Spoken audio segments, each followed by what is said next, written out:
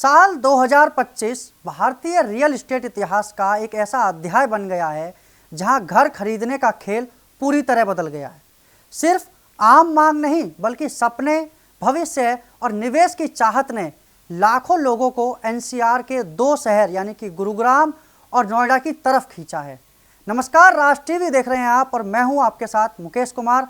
आज की इस खास पेशकश में हम जानेंगे आखिर क्यों ये दोनों शहर मिडिल क्लास से लेकर संपन्न खरीदारों तक सभी की पहली पसंद बन गए हैं। नेशनल कैपिटल रीजन यानी एनसीआर हमेशा से भारत का रियल एस्टेट पावर हाउस रहा है, लेकिन 2025 की कहानी कुछ अलग रही है। इस साल जहां दिल्ली और मुंबई जैसे पारंपरिक बाजार स्थिर रहे, वहीं गुरुग्राम और नोएडा ने कई रिकॉर्ड तोड़े हैं। सबसे पहले हम बात करेंगे गुरुग्राम की। ये शहर अपने वर्क लाइफ बैलेंस के कारण सुर्खियों में बना रहा। इसी के साथ यहाँ 4 से 6 करोड़ रुपए के घरों की बिक्री में अभूतपूर्व उछाल देखा गया। और तो और 100 करोड़ रुपए की प्रीमियम अपार्टमेंट भी बिके। ये वही बाजार हैं जहाँ मिडिल क्लास और प्रीमियम दोनों सेगमेंट ने जमीन बनाई।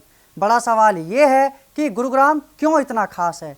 यहाँ इंटरनेशनल लेवल का इंफ्रास्ट्रक्चर, बेहद बेहतर कनेक्टिविटी और मल्टीनेशनल कंपनियों की बड़ी संख्या ने इसे एक ग्लोबल स्टाइल सिटी में बदल दिया। एक्सपर्ट्स का ये भी कहना है कि द्वारका एक्सप्रेसवे और व्यापारिक अवसरों ने घर खरीदने वालों का भरोसा और भी बढ़ा दिया। लेकिन गुरुग्राम के बाद अगला नाम आता है नोएडा और ग्रेटर नोएडा।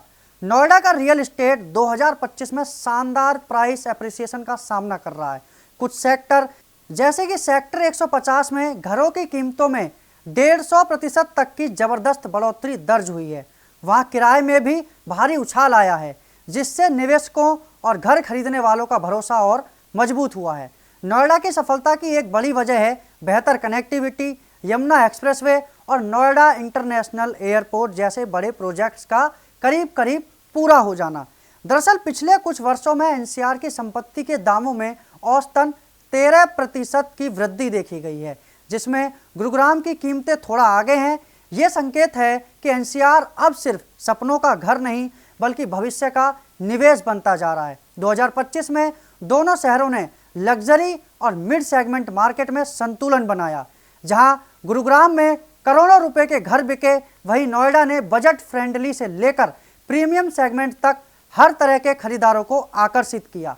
चीन के अध्ययन जैसे कि बिजनेस टुडे में भी बताते हैं कि भारत में लग्जरी हाउसिंग की मांग रिकॉर्ड स्तर पर है और एनसीआर इसका समर्थन कर रहा है। एक्सपर्ट्स का ये भी मानना है कि ये सब पहले से मजबूत आधार, स्थिर आर्थिक स्थिति, रोजगार अवसर और भविष्य प्रूफ बुनियादी ढांचे के कारण हुआ है। एनसीआर के इस रियल एस्टेट बूम ने दिखा दिया कि आज का घर सिर्फ रहने का स्थान नहीं बल्कि भरण पोषण, सुरक्षा और आर्थिक मजबूती का प्रतीक बन गया है।